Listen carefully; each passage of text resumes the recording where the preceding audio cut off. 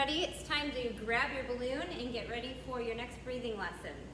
So I find that balloons are a great way to wake up your breathing muscles and to help you do something that you naturally are probably finding easy to blow up a balloon and connect it to how your breathing works for your singing.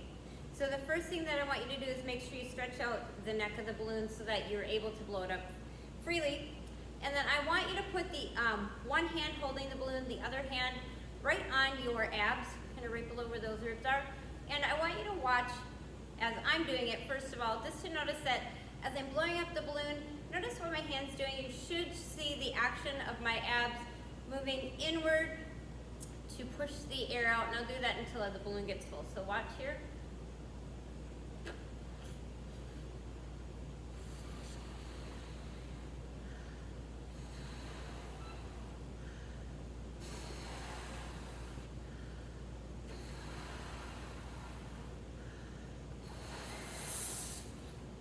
You're seeing that happen, the balloon's getting bigger, and there's my little smiley face. Woo! And you also saw that as I was blowing up the balloon, my muscles were working hard, they were contracting, you know, like when you flex, flexing would be another word, that they're pushing the air out, and then the air is going up through and out the mouth into the balloon. So how that, I want to connect that to when you're singing. When you're singing, think about the amount of breath flow that you're using and the amount of air that you might be using when you're blowing a balloon. I think most of us use a lot more air when we're trying to fill up the balloon than we do with your singing. But the action should be the same. Think about a lip buzz. Just that simple lip buzz should have the same motion from here. You should see that same motion.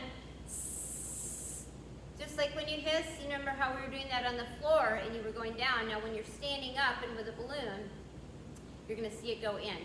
So I would say take a few times to blow up your balloon and make sure that you're doing, that your muscles are working to push that out. Challenge yourself to see how big you can get the balloon even in one breath.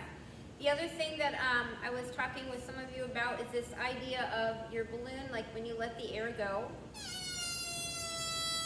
and you hear that kind of funny squeak, it reminds me of how your vocal folds are vibrating together when you're singing. So some good illustrations there to think about how breathing and singing work. One other thing I want you to do, take your hand, the palm of your hand, and let it face you. I'm going to just turn sideways.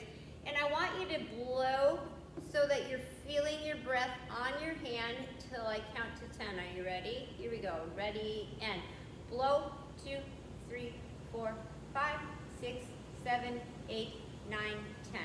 Now the whole way, I want you to be feeling the flow, the air coming and gently hitting your hand. Although you don't see it, you should be able to feel it, which reminds me of that steady breath flow that should be behind your singing.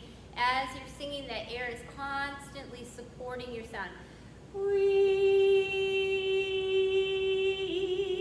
It's keeping the air going. Or when you're buzzing,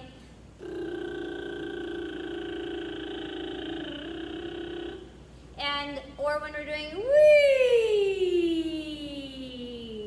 doing the ball toss, that airflow is everything.